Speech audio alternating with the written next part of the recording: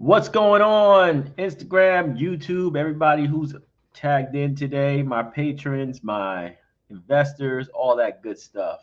Today's a pretty special day because we're going to be announcing the winners of the probably one of the longest competitions we've done so far. It's a 3 month writing competition to basically open up the novel division of the Black Sands universe. So, this is probably one of the coolest little achievements that we've made so far. We had a very strong competition with a lot of people who applied, and I personally reviewed everything. So it wasn't like a third person checking everything out and reading everybody's stories. It was me. I was reading them all because this is my baby. All right. Before we had competitions where people were creating new stuff, right? They were making new stories completely disconnected from Black Sands. But in this new novel division for Black Sands, all the stories are actual Black Sands stories. So this is literally the lore of Black Sands, the real world of Black Sands, and not, a story about a different part of the world or a different type of timeline. It's this story. That's why it's so important that we have really strong writers to start this, right? Because at the end of the day, right, my investors want me to make more money, right? That way the value of the company goes up, right?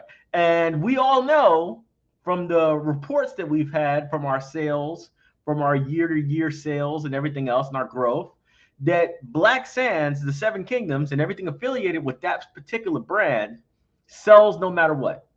No matter what. No matter which story it is, whether it's Seven Kingdoms, First Pharaoh, Titan Wars, they sell because Black Sands is probably one of the most popular IPs in the country right now. So making novels about Black Sands is the next best thing, right? While I'm making my comics, which takes time, a lot of time goes into comic books. So while I'm making these comic books to take months at a time to make one issue, right? We could also be writing novels. We could also be making video games. We can also be doing shows or whatever. There are things that we can do to spread out our production, right? Because at the end of the day, there's but so much art you can do per day. It's just so much. You have to be able to make multiple different products at the same time, and that's what this movement is about. That's why we had this competition, and that's why we have 5 new creators who are going to be writers in the Black Sands universe. All right, so we have a couple of them here today. The competition was very strong. I had a couple of criterias that I want to explain to you guys on how I judged every single entry before we get into who actually won them. Right. So we had five characters to choose from. These are all Kushite warlords. All right. These are characters in the Kushite Empire before Epidemic came into power. So this is like the pre-story of Epidemic's reign. So the characters were Surkati, who was a priest. So he was a very high religious priest in their society. He had the biggest cult in all of Kush, right? And his goal is to unify Kush under the ancients. So that's Surkati. He's kind of like what we would call, I guess, a villain in our story. And then we also have Minkab. Minkab is actually one of the oldest and most established warlords in our story. So he's literally like the rightful king, according to most of the people in the Kushite Empire, right? They all believe that he's the legitimate ruler of the land. So he's a very regal person, but he's also very strict, right? So he has no like tolerance for any law breaking or anything. So that's that character right there. We have Fen Yang. Fen Yang's a very ambitious warlord who kind of like, he was a victim of his own success. So he basically conquered Kerma, the original capital of Kush. And as the conqueror of Kerma, he's been there for like 15 years, living it up, being the ruler, being in charge, and he's kind of lost his edge on his, conquering of the land. So this is a story about a character who's lost his edge a bit, right? But is still a very ruthless individual, right? And who knows? Maybe he'll get his edge back. Maybe he'll fall from grace. Who knows? That's where the story's going to go for him. Masika. Masika is the ruler of the Sand Snakes. So she's kind of a mercenary compared to all the other warlords. and she's in charge of a very elite unit of archers, right? These are the people that you see in all of like Kushite mythology and Nubia, right? The basically melee archers. These people can actually fight in melee combat with a bow and arrow and tear people up. So that's her. That's her niche. She isn't loyal to anybody. She does jobs for everybody, and she's easily one of the most what I would say instrumental characters in the story. She's going to be a part of a lot of people's, reigns and falls. That's just the way it is because she's a playmaker. And then lastly, we have Anthos. Anthos is basically our hero, the hero of the story, right? Now we all know in Black Sands, heroes don't always win, right? So Anthos, if you know who Anthos is, you should have seen him in Black Sands, the Seven Kingdoms, and Black Sands, the First Pharaoh. So we know that Anthos is eventually going to be in Egypt, right? Because he's no longer in Kush anymore, right? But Anthos is one of the major characters in the story when he was young. So he's going to be an amazing character to go and read about, to learn more about his history and everything else. So those are the 5 characters that we had in this competition. And there's a lot of competition that happened between the people who wrote. How we judged the competition was the following 6 categories. All right. Accuracy, jargon, prose, action, politics, and the ending. Now, there's a couple of ones that I kind of didn't give as much points to as far as like whether I liked them or not than others. So I would say the least important 3 that I really didn't care too much about if you were like killing it or not was the jargon, the prose, and the action. I mean, at the end of the day, we can always fix that, right? If you're not good at describing stuff, we can fix that, right? If you're not good at your prose, you get an editor, right? An editor can fix that for the most part. Jargon, right? I can tell you stop using that language, right? Jargon is basically like the language that you're using. You're using too creative of a language, right? Like you're starting to add all these terms and stuff in there where I need a freaking encyclopedia to go and read your stuff, right? That's jargon, right? So the less you use, the more likely I like your stuff, right? If I had to go and basically take out a textbook just to read the paragraph, right, then I was like, it's a difficult read. So, but those things really didn't matter to me that much. So if there ever was a tie, right, that wouldn't help you win the tie when it comes to like you competing against someone else. I wouldn't be like, well, this person had better jargon, right, or better prose, so they're gonna win. No, because the 3 most important things that I cared about was accuracy, politics, and the ending. So this is a story of politics. This is a story of people literally interacting with each other, making decisions based off of what advantages and disadvantages they have. So accuracy is I gave you a blueprint. I gave you a script. And I said, this is what your story is going to be. Make that story. Now, if you can't make that story, right, then you're going to mess every other writer up because I'm writing their stuff and I'm telling them what to do based off of the actions of the thing I already gave you, right? I already gave you a blueprint. So if you're going way off the blueprint and then somebody else has to make a reaction off of that blueprint, right? Now they're stuck. They can't do anything because you've gone off rails. You know what I'm saying? So accuracy was a very important one. Some people won positions simply because they had better accuracy than other people. They stuck to the script more than other people. We also have politics. This is you understanding the character. Accuracy doesn't mean you understand the character. It just means that you know how to stay inside the script. What parameters I set for the story, that's what accuracy means. Politics means you understand this character's motivation, how they make decisions, how they look at and perceive at other people's decisions. Like why would somebody do this to him? Or why would that person betray him? These are things that politics, this matters a lot when it comes to writing, especially in novels. So that was a huge factor in whether somebody won a character or not. And lastly, the ending. The ending is important because it keeps your fans. So imagine if you're writing a story that's going to have 20, 30, 40 chapters in, right? We're going to be reading it on a web novel every 2 months. There's going to be a new chapter dropping, right? What gets people to read the next chapter? The ending. It doesn't matter what happens from the beginning to the middle. The ending is what decides whether somebody's going to come back to read that next chapter, right? There has to be some kind of hook in there that makes me want to say, I have to know more. I have to know more, right? So that's a huge factor in whether somebody won the character or not, right? And with that being said, let's go with one of the characters that we know one. And I guess, let me see here. Let me talk to one of the characters. I'm going to go to the private chat, guys. So all you down here in the thing, I'm going to go to private chat. Tell me if you're ready. I'm going to go with, are you ready? Go. Okay. So I'm bringing up to the stage Akil York.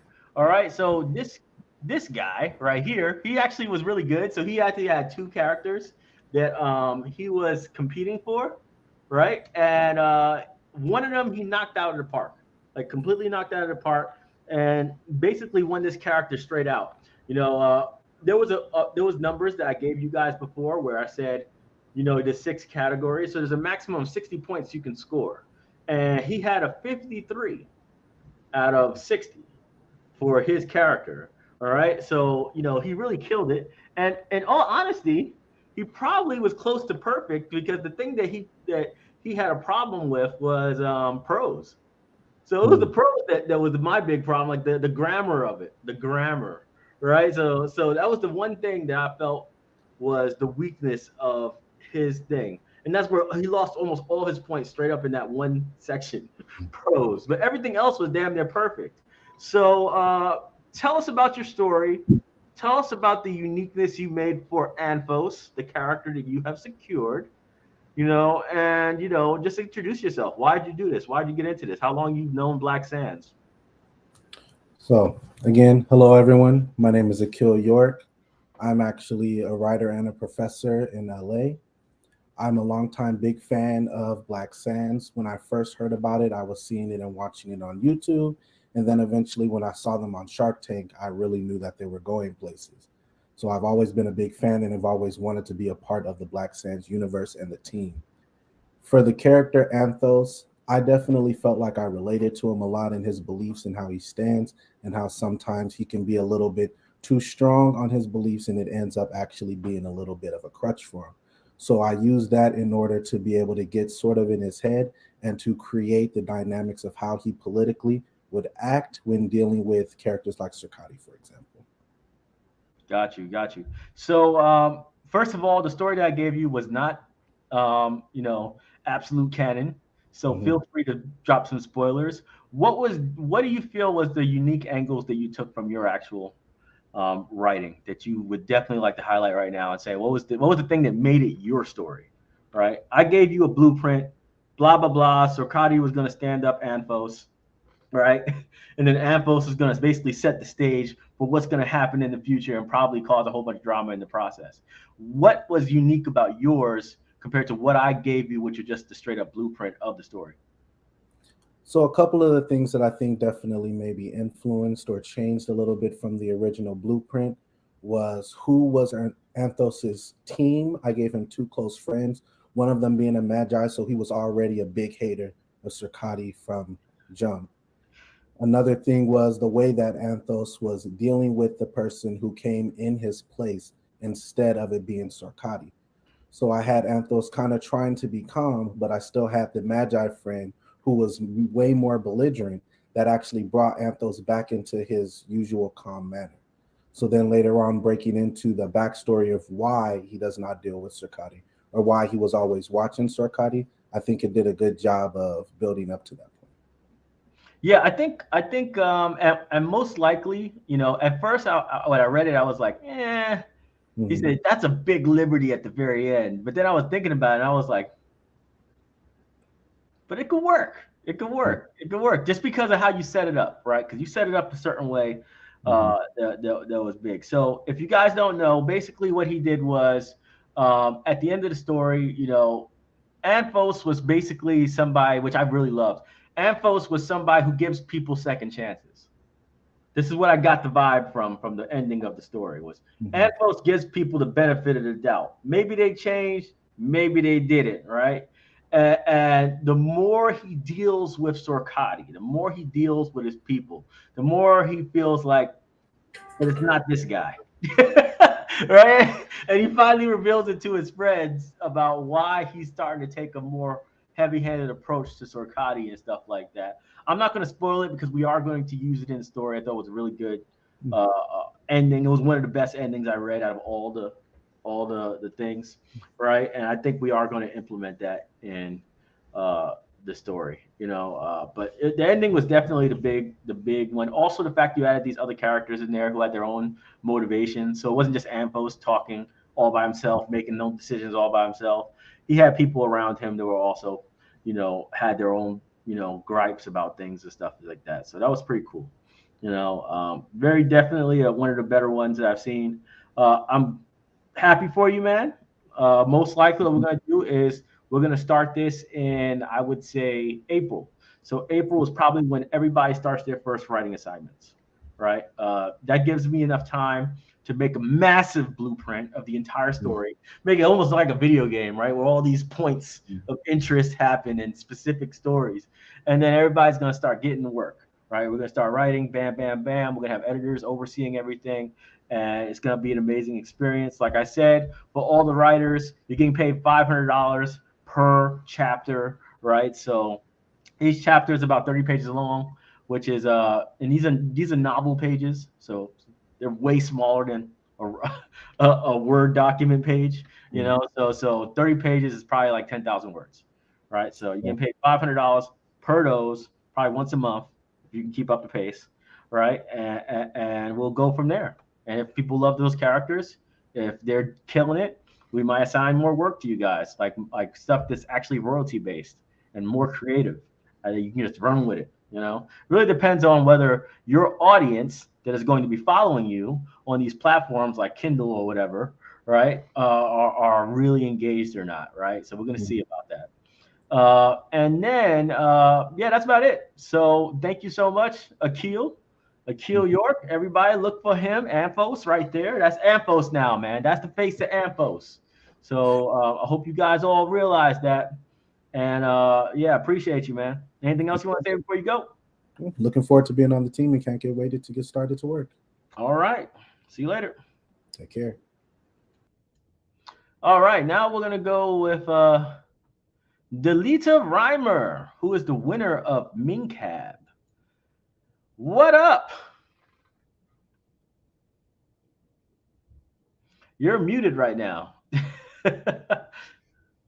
That helps. Hi. Hey, what's going on? So, first of all, let me say a couple things about her. Well, the main thing is this, right? Minkab was one of the characters who actually had a lot of finalists. So we had a lot of finalists here, and I'm looking at these scores right here, and she basically like led them by a mile. All right, so she had a score of 55. Her score for accuracy was a 9. The jargon was a 10. And remember, jargon means not complicating things. All right. So jargon was a 10, which means that she basically made it so that even a teenager could read it, which is really what we want. We don't want everybody aged out of this. Prose was a 9. So very good on the prose side. She doesn't need an editor in order to write her stuff. That's good. Action was an 8. 9 on politics. So she understood the character, right? Minkab's one of those characters that if you don't understand how he thinks and how he acts, you're gonna destroy the character, because his character is 100% my rules, right? My standard. You will follow them. So you don't get that, the character is thrown away automatically. And then her ending was also a 10. So she had 55 out of 60, probably the highest score out of everybody, period. So congratulations to you. Thank you. I feel good hearing that. No problem. So first of all, how do you know Black Sands? When were you introduced to Black Sands in general, right? And why did you choose to go after this character? So I've known about Black Sands for a few years now. I tried to get in on the last investment round. I think it was after I saw Kevin Hart. And then I was like, well, I want to get in. And I think I just missed it by like a day or something. And so I've been following ever since. Mm-hmm. I wanted to go from Minkab because I feel like I was raised by him. He reminds me very much of my father, who I love. But it was hard growing up, with a stern, strict, my rules person. But on the writing end of it, I get to go into his head, and he's raising a son who's supposed to be king next. So, it kind of getting on the other end of it is fun for me. Yeah, got you. Yeah, and what were some of the things in the story that you felt like? For instance, what characters did you add, if there were characters that you added, right? And what was the relationship between the father and the son that you felt you had to exploit, and what like the good qualities of both of those people?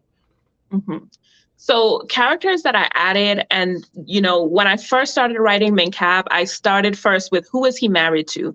Who is the woman that can put up with and stand next to a man whose rules are law?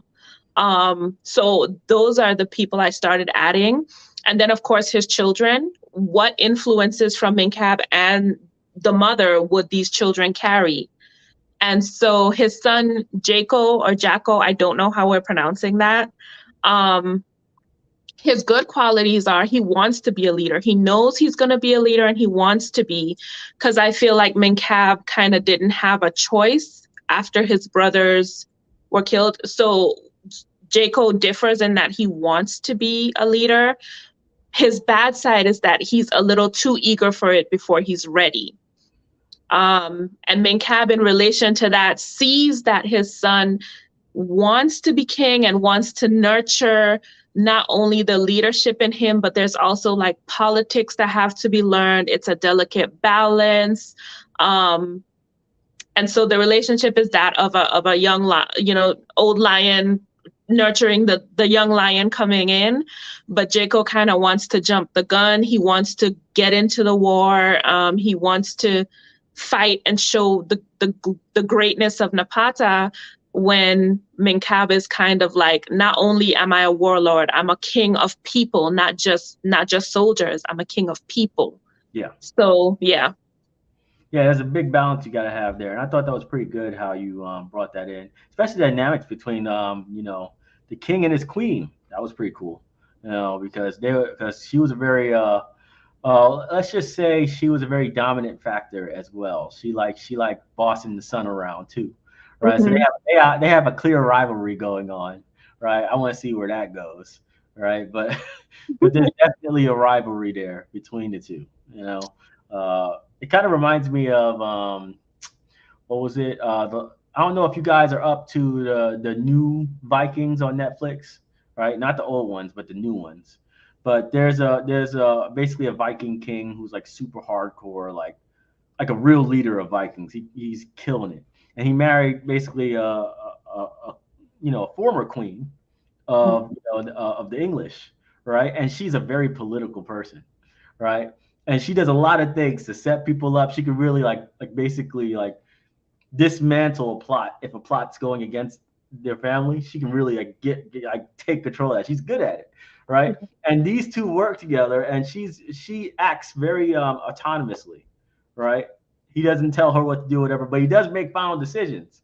And she usually never undermines her husband, even though she has her own objectives or what she feels is the right thing to do to protect the power of the family, right? So I feel like that's the kind of relationship I see between them. It's like it's like there's a really powerful leader who clearly knows what he's doing, right? Mhm. But he don't got time to be worrying about every little detail, right? So a lot of stuff he just lets her handle, and she's very capable of handling it.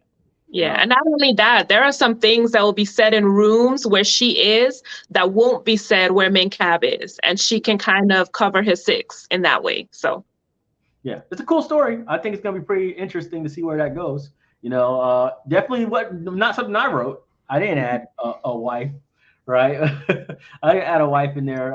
So that's something that you brought in yourself, and I really appreciate it. Sounds great. So, do you have anything to say to anybody who's looking to you as inspiration right now? You won one of those masculine characters in the story, Minkab. So Minkab is definitely like macho galore, and you won that as a female. Do you have anything to say about that? About writing in general that you can inspire everybody else who's listening right now? Yeah, I took it as an opportunity to step out of my own mind and go to this fantastical world where I am an older man with a son. In real life, I am none of these things. Have fun with it. Take it as an opportunity to like fly into some other world and have fun with it. Yeah, absolutely. Well, thank you so much. I really appreciate you. Like I said, we're going to start in April, I believe.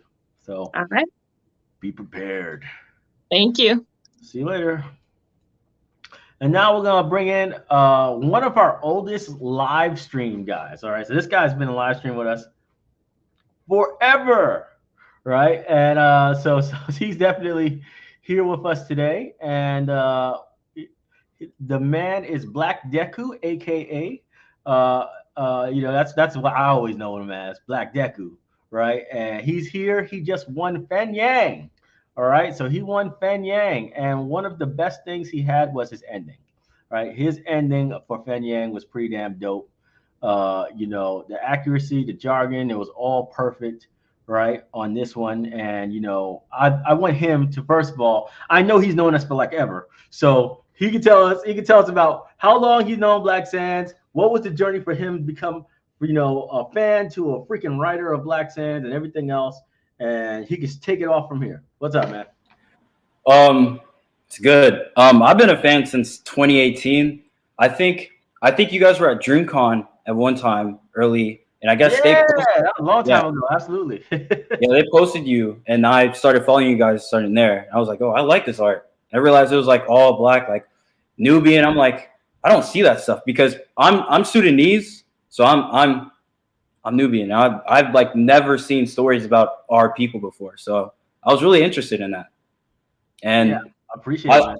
I was listening to the podcast, and then you guys were talking about like back in I think in July, you guys were saying you guys were having a writing competition, and then I was like, okay, might as well try. Why not?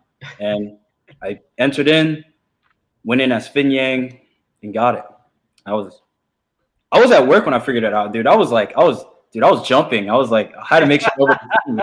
I was like, well, it's actually pretty cool that you're actually from, Sudan, because at the end of the day, right, that's authenticity right there, man. He said, you gotta see it to believe it, man. When people are he said you can't tell him that he's not from there. You can't. they weren't self. What they always say? Sub-Saharan. They weren't sub-Saharan Africans. I said I didn't say they were sub-Saharan. They're Black people up there. They're not sub-Saharan. They're just Black. Yeah. It's wild, man. But I'm glad that you made it. You've been here for a long time. I mean, I've been seeing you in almost all my live streams for years. Yeah. So I knew you were there. And when I got you on this character and I selected you, I finally realized after I was going back to the emails that your name said Black Deku, and I said, "Son of a bitch, that's him." Right? I had no clue. I was thinking in my head. I was like, oh. I was like, I don't even know how do you say it. How do you say your first name again? Gomar, but in my language, it's Guatemala. Okay. Yeah. See, so I know how to say it. So I was like, so I don't know who this guy is, but he got this character. And then I looked at it, and then it said Black Deku in the email, and I said, I said, that's Black Deku. He said, all this time. He said, how did he get this character? I was thinking in my head, I was like, ain't that something, man? He's always one of those guys making jokes. I said, okay. He said, he got it. So there we go. So yeah, I'm really glad you got it, just because you've been around for a long time. I know that. I know that you're not a new fan. You've been around since the dawn of man, basically. And I'm glad that you got it, because at least you know what the vibe is. What our objectives are. Can you tell us a little bit about your Fen Yang and and what was his name? What was his son's name? Can't think of it. Right. Yeah. Tell us about how you made those characters, their interactions, and your ending, because I thought your ending was extremely strong, right? So, spoiler for anybody, because this is like bread and butter of what he would be doing. You'd eventually see this eventually.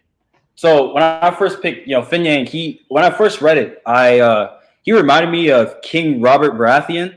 He's someone that's a good warrior, but isn't a good like ruler, a good king. So because they basically just once they took the throne, they just ignored everything about their people. And until you said something about kingdom, and I started watching that, I was like, this is exactly like Chancellor Dong, and then Liu Bei is like Garai, and I was like, okay, I can get inspired by that. So I'm hoping I'm taking inspiration from them, putting it to that because that story is very good. Yeah, Very, one thing I always tell people is like when we're writing this stuff, we're really writing basically Romance of the Three Kingdoms type stuff. Like we're going deep into the politics. These people don't have powers. They don't have special abilities. It's not a Tsar and demigods. These are regular dudes, right? So you got to really think about the politics and the military and strategy and all that stuff, right? In this particular part of the story, right? And that's why I said take a lot of what's it called? Take a lot of inspiration from the Three Kingdoms, right? Because still some fantastical stuff in there, right? Like one dude taking on 20, 30 soldiers, right? It's not realistic how good they are in fighting, but that's okay. We can do that. These are heroes, right? So we'll just say that they're really that good. My ending was so like politics, like this dude just I'm allowed to talk, right? Talk about my whole thing. Yeah, go ahead. Yeah, okay. So this Fen Yang basically killed like his only like colleague left, and once like the rest of the kingdom hears about this, it's about to be chaos. It's like Garai realizes this, and he realizes he has to do something like fast. Like he's like this is bad. Yeah, so I did like my ending too. I was very confident on my ending.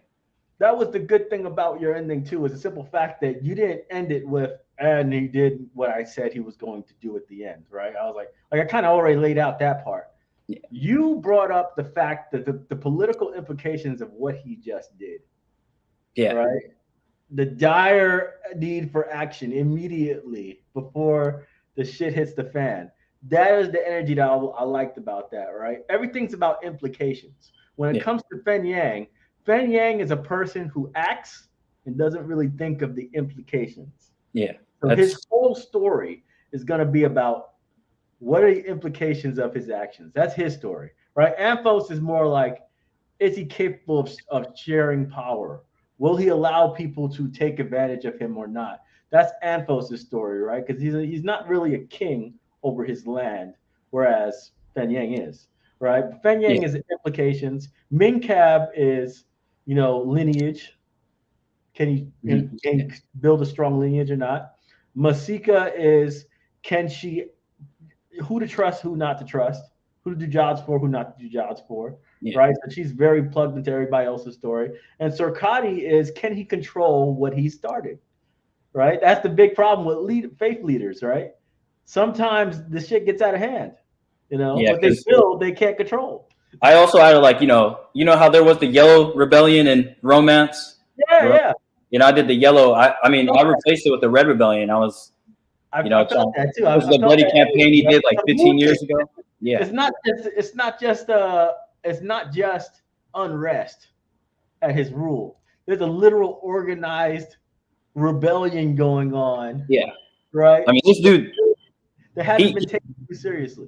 I try to play it back to, you said that in the Anvil, like, he did this bloody campaign 15 years ago, and I try to relate it to that because it was a bloody campaign. People are still going to be like a little mad about that. People are going to want like revenge, and and he hasn't been really a good ruler. He's not at all. So I loved it. It was a great thing. You did an amazing job. So like I said, you got that character. There's a couple things that I wanted to improve, but I think we could improve this no problem. Like for instance, prose. Prose was a big problem, but couple of more grammatical stuff that we just that you learn a little bit. Help out the editor so the editor can go in there and clean things up. No matter what any of you guys do, you're gonna have editors. They're gonna go in there and clean it up, right? So we just try to get it to them as close as possible to the final as we can, right? So they don't have to make no big changes to get things out there. But everything else was really solid, man. I looked at the accuracy in the ending was huge. Politics was pretty damn good. So you really knocked that one out of the park. Yeah. So thanks so much for coming here, yo. We got two more people we need to announce, All right. and that's it. So that's it right now for the people who actually showed up today. We still have two more winners. So the winners that happened was, and I hope I'm saying this correct. Sorkati was won by Dinesha Faust. All right, Dinesha Faust won that one. She won it with 46. Believe it or not, this was a really close one for like three other people. So this was a very, very close one when it came to Sorkati. So she won that one with 46.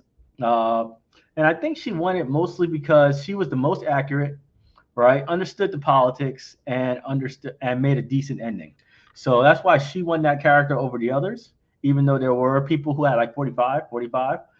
She won that one anyway. So another female wins another character, Sorkati.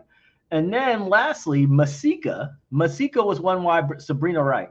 Now, Sabrina's not here, unfortunately. I wish she was here because the reality was Sabrina, right, was she first of all she got 50. She got 50 out of 60. So she killed it. And the reason why I wanted to talk about her specifically is the simple fact that she freaking is an investor. She's one of the biggest investors we have. So in the first round investment back in 2020, I think she did like freaking $15,000. And it wasn't a small thing. She really invested hard. Yes. Sabrina's here. Where is she? She's in the thing. Where? She didn't join the link I gave her. All right, I guess Sabrina's here. She's just not in the actual StreamYard chat. Why not, Sabrina? I gave you the link in the email. Click the email link. Yeah, click the email link and you'll be able to get on with us and then you can talk.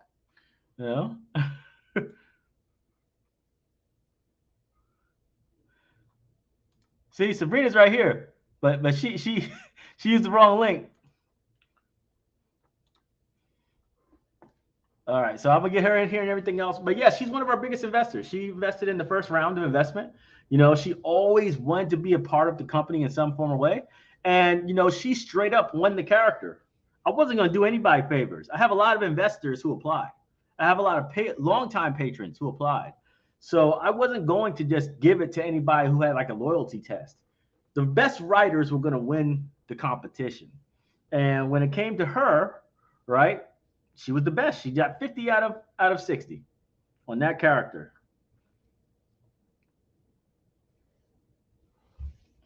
Let's see if we can get her in here before I go into the investment round stuff. Oh, there we go. Got her. All right, I'm going to pull her up real quick. What's up? Hi. Hey. I'm sorry. I just clicked on the one from Patreon. Oh, yeah. The one on Patreon is just a link to the YouTube channel, right? So yeah, I'm sorry. I apologize. All good. So, yeah, you won your character, man. You won. I know.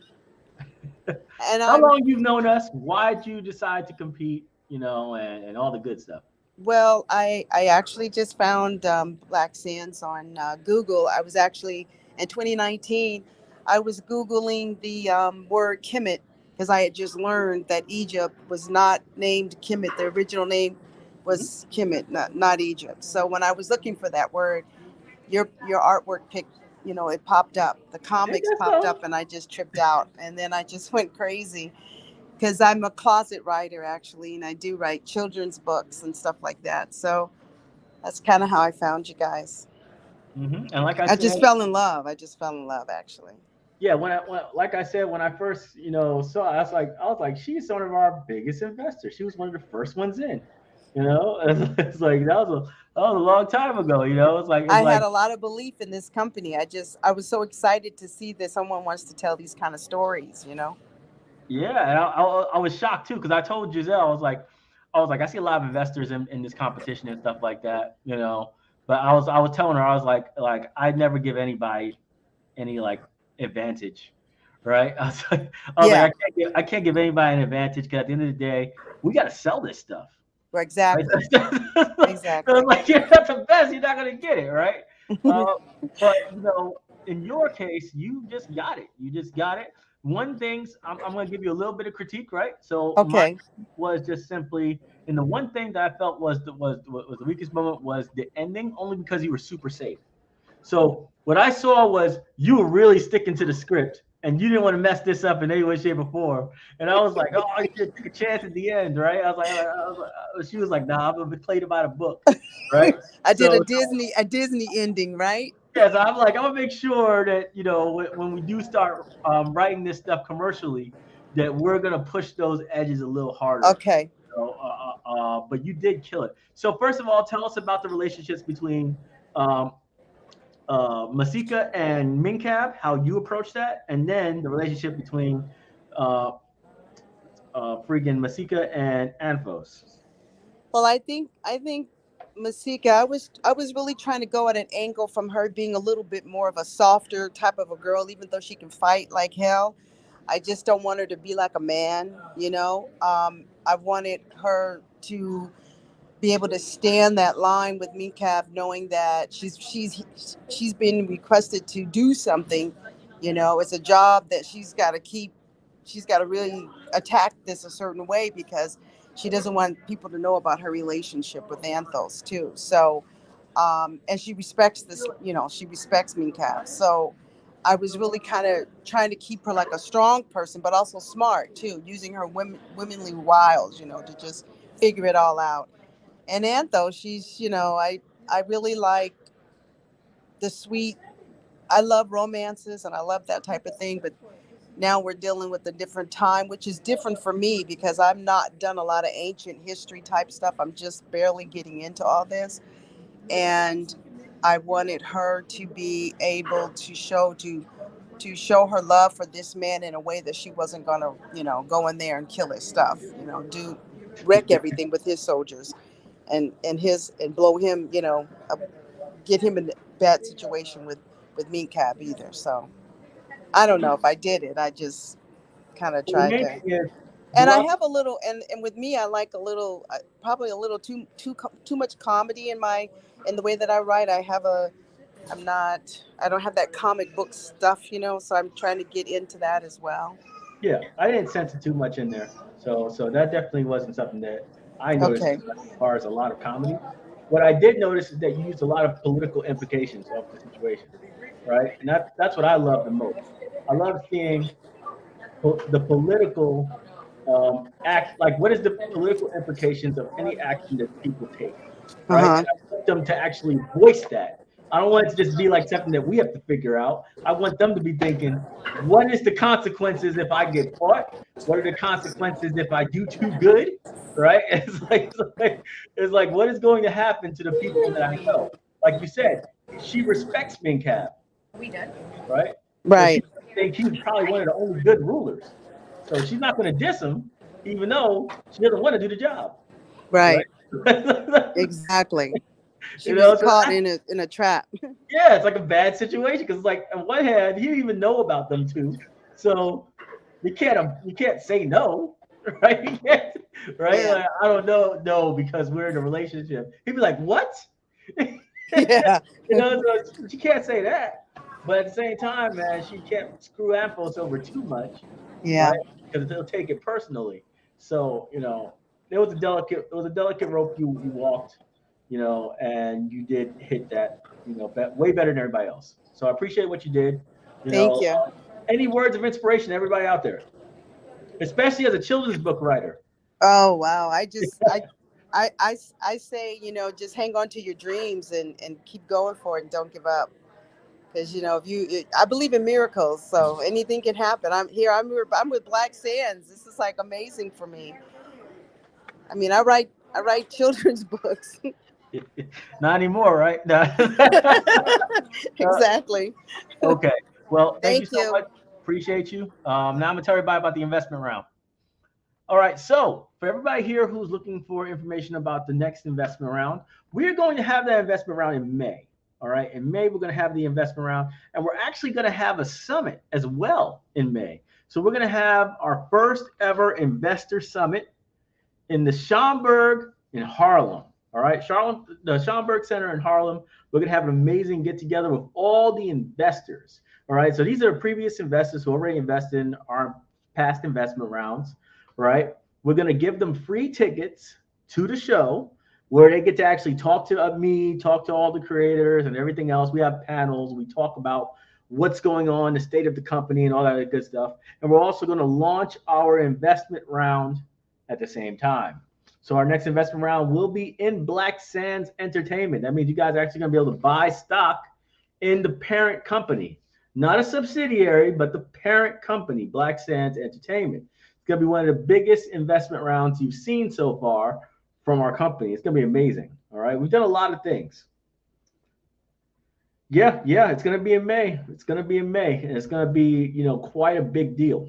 Now, if you guys have any questions at all about anything that's been going on so far, leave them in the comment section and I'll pull them up. I'll pull them up so I can answer your question and we can go from there. I'll take questions for about 10 minutes and then I'm done.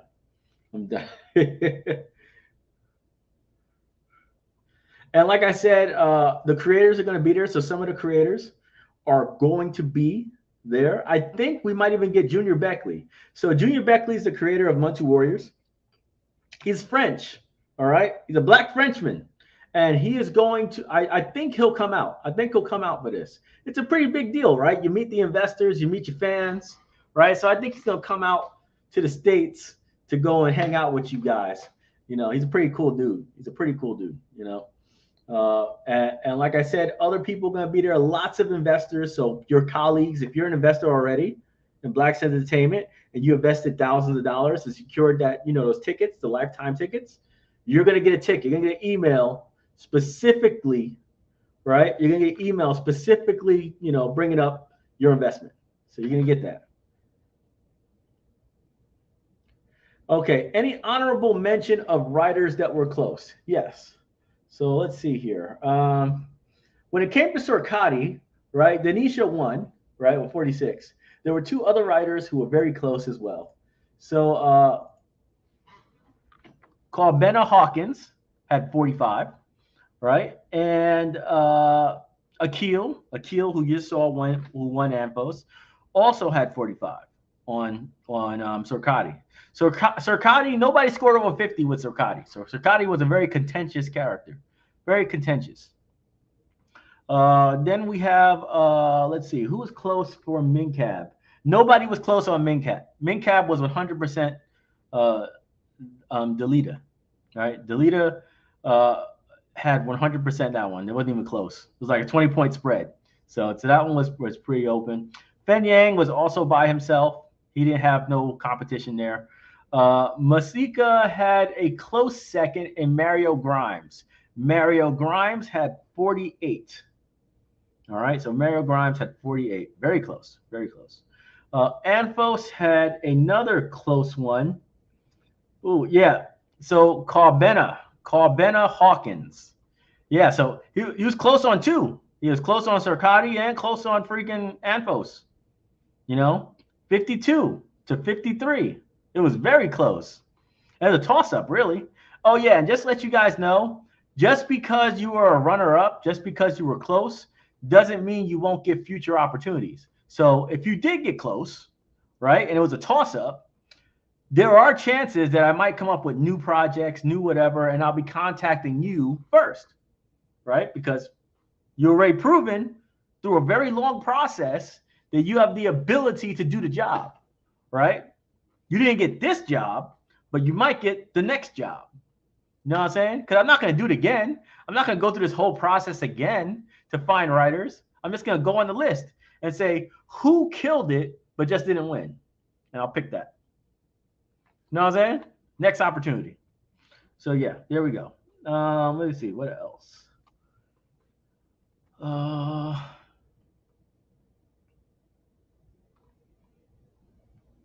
What's the requirements to be an investor? Money. No, I'm serious. That's about it. That's all. All that really matters is money. Bottom line is anybody can invest. So it's not an investment only for, what's it called? What are they called? Accredited investors, right? So unaccredited investors can invest too. We do rounds on wefunder.com, so anybody can invest. You just got to pay your bill, right? Pay your bill, you get your stock. That's it. Oh, and by the way, you see this right here? Next investment round begins, pre-sign at patreon.com/blacksands. So in other words, if you're not a patron, you're not going to get that first invite. The first invites are the ones who usually gobble up the most investment. So last time in the first 48 hours, we did like $300,000 in the first 48 hours. All right. The first 500,000 of any investment round we've ever done, every time, the first 500,000 has early bird special. It's an early bird special. You get 10% discount on your stock, which means if you pay $1,000 for stock, you're going to get $1,100 in stock. Right? You get an extra $100 in stock, 10%, right? So that's how it works for the first $500,000 of investment. So if you're one of the first people getting invited, which means that you're a patron, right? Or a previous investor, then you'll get a 10% discount on your stock. First one's in. You know what I'm saying? So it's very much worth the subscription you have to pay on Patreon. Plus you get all our comic books, right? You get all our digital comics and competitions like this one, all that good stuff. Let's see what else. Whoa, wait a minute. Too many questions. Where the hell am I? Let's see.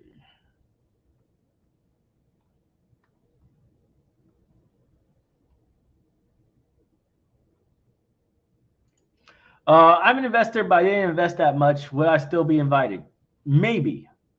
So first things first, we're going to have people, join. We're going to have people basically, we're going to send out emails to all the investors that qualify, right? The people who invested a lot. Once they qualify, they're going to be able to sign up for about 2 weeks or so. I'm going to give them 2 weeks to secure their tickets.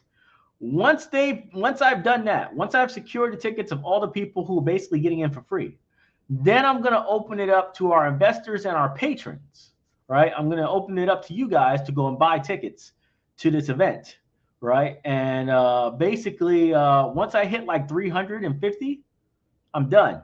That's it. So we're only going to be about 350 people allowed to go. After that, that's it. No more people can go in.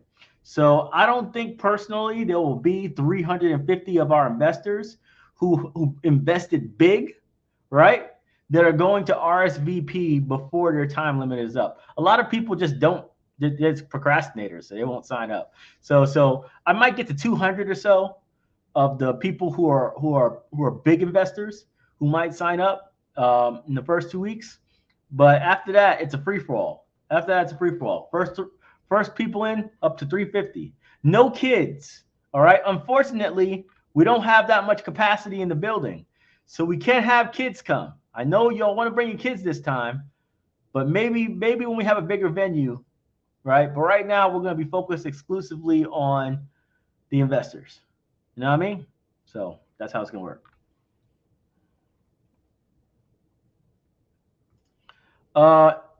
Can Patreon members invest in May? Absolutely. You're going to be the first ones to invest. Buy a ticket at the Harlem Summit? Maybe.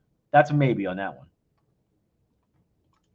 Will the minimum amount to invest be around $100? Maybe. Might be $250. Who knows? I'll figure it out. Let's see.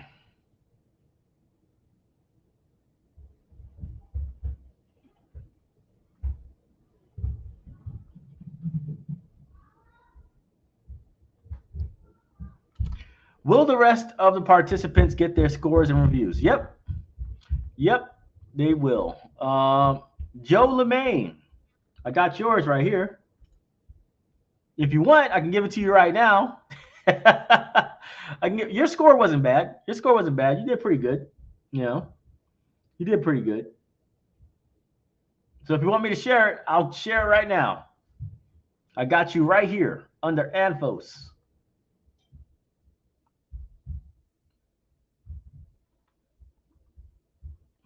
Let's see. What is the stock currently worth for previous investors? Well, you're going to have to see that when the investment round comes in. All right. We're going to have a valuation on there, and that's where the current stock is at. Whatever the investment round is, that's the valuation. That's where the stock is at. That's how much the stock is worth. All right. So until we actually go public with what our next investment round is, there's no answer, right? The answer is the last investment round. That's the rate, right? Until we actually go public with a new investment round, there's no real number until you do an actual round. So that next investment round in May, when you see that, that's the stock price, and it is up. It is up. So don't worry about that. Can we read other people's stories? Nope. We can't. Not right now. Not right now. But you will be able to when they start writing their stuff. But right now, no. No. This is all like private stuff, right? I'm sure they can share whatever they want. It's their stories. It's not official canon, right? It's not official canon. So they can go and share whatever the heck they want personally. But we won't be sharing them, right? We're only going to share official stuff. The official stories of Black Sands. Will the competition winners need to go in May? I don't know. I might invite them. I might invite you. Who knows? Joe said yes. Where you say that? Oh, sure. Okay. There we go. So, Joe, your scores were for accuracy 7. All right. Accuracy 7. Jargon 10. It means you didn't make it too complicated, which is a good thing. Prose was where you struggled a lot. All right. Because prose was at 4. So me personally, I would work on that. That's probably the biggest weakness you have. Action was a 6.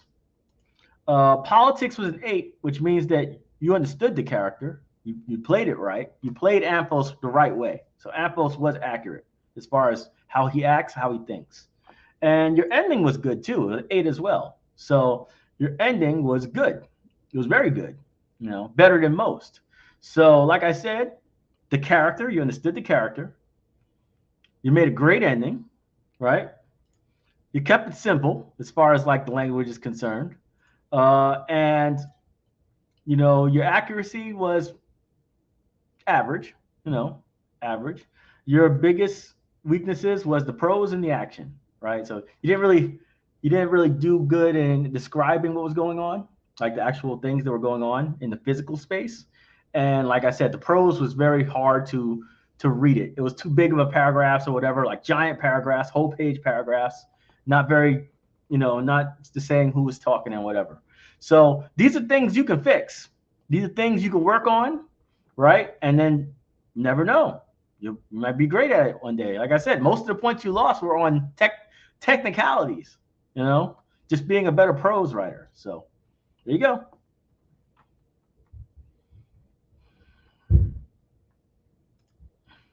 Is this investment round in the total company of Black Sands Entertainment? Yep.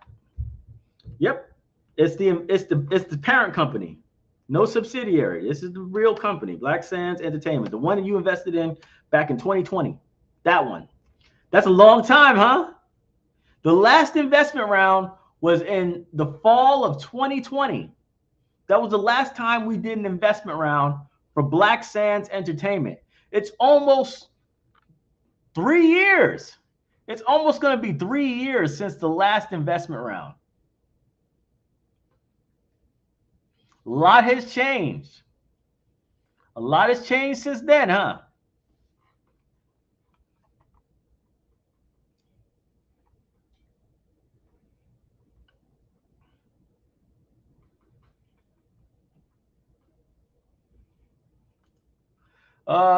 Corbena Hawkins. All right. So why does it say Corbena though?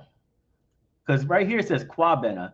Maybe it's just typo in Google. But yeah, Corbena, honestly, you didn't have many weaknesses. Like I said, you missed it by a point. You missed it by a point, man. Like, yeah, you didn't have any weaknesses, man. You'll probably be called. I promise you that. If there's any other new opportunities for writing, you'll probably be called because, you had 52 on Anthos. You had 52 on Anthos, and no score individually was under 8. None. No score was under 8 in any of them, any of the categories. So that's it. You really don't have. There's no problems with anything you did. You know, you just didn't win it by a point. Let's see. Harris Sardin. Let's see. Harris Sardin for Minkab. I don't see it. I don't see it.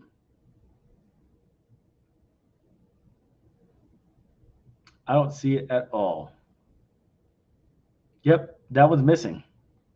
Did you email it to me? I don't got that one. Let's see. 3 years feels like yesterday. We just invested. Oh yeah, I invested back in 2020. I'm looking forward to the next round. Yeah. Mario G. Mario. I know there's a Mario here somewhere. Oh yeah, Mario Grimes. Didn't I just say? Yeah, I did say that. Yeah, I did say what your weaknesses were. Okay. Let's see. What's going on with the BSP app? We're gonna kill it. We're gonna kill it. Don't worry, any BSP app investors, we have a plan for you guys. We got a plan for you guys you're really gonna like. You're gonna love our plan. All right. So you're gonna love our plan for what we're going to do as far as the investors is concerned. Right? We're not, no soldiers left behind. That's the idea of it. No soldiers left behind. But the reality is the app didn't work out the way we wanted it, right? And instead of wasting all our money trying to scale it up when we know that it's just a really big problem right now as far as like how expensive it is to develop, right? And how to make it profitable. We just don't have the tools needed for that. So we're gonna pull the plug on it. The app is going to die. It's not a problem, right? I'm one of those guys. If one thing that you're gonna learn from me, Manuel Godoy, is I know how to accept the loss and not let it destroy me. Okay, I'm not like the FTX dude, right? I'm not like those people out there who fake it until they make it. They're like, oh yeah, it's doing phenomenal. We're gonna kill it. Oh yeah, we just need a couple more millions of dollars from investors. I ain't gonna play them games, man. You said, I'm just going to kill it. I'm going to kill it because it didn't work, right? And I'm going to have an amazing plan for all the investors that were involved in that, right? So that they can basically get off the sinking boat and get onto the one that's fucking sailing to America, right? So I'm going to transfer all you guys over to Black Sands, most likely, entertainment, right? All you guys are going to be transferred over. So we're going to have an acquisition deal that's coming soon.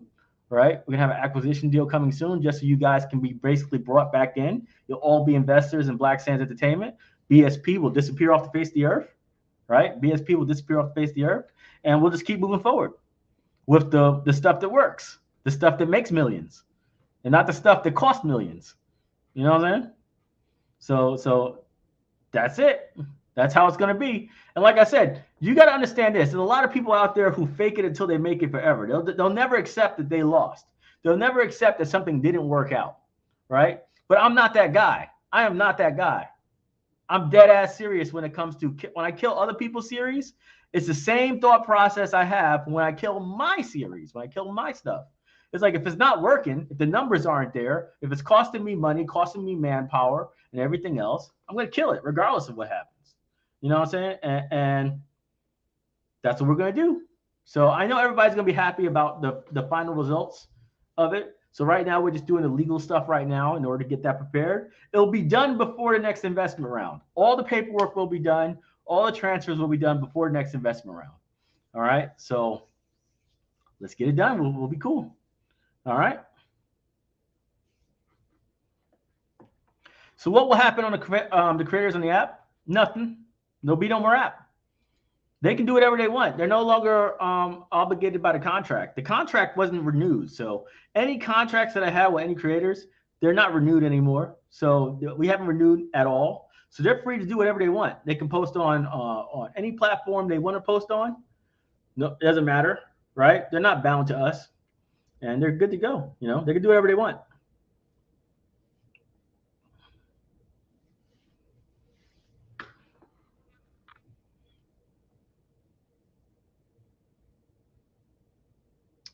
Let's see what else. Let's see. Why didn't you counter offer at 25% on Shark Tank? Well, it's a show. It's a show, so you'll see what happens soon because you'll have to look at our cap table and everything else before the next investment round. So you'll see what's really there and what's not. All right. You'll see what's really there and what's not. It ain't 30%, I'll tell you that much. All right. It ain't 30%. So you'll see what the real numbers are when the cap table is released for the May investment round. You'll see exactly who's on the investment round cap table.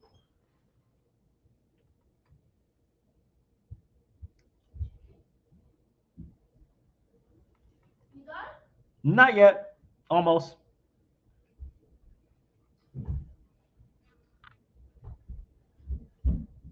Not yet. Almost. Bounce. What do you mean bounce? Get out of here. I don't want to bounce. What do you mean? I'm a bunny? Giselle, extend this punishment a week. Okay. Nah, you good. You good. Come on down, buddy. Come on down. Come on. You can come on down. That's okay. Me too, behind. Sorry about that. All right, let's see. Let's see. Let's see. Yeah, May 2023. Giselle said May 2023.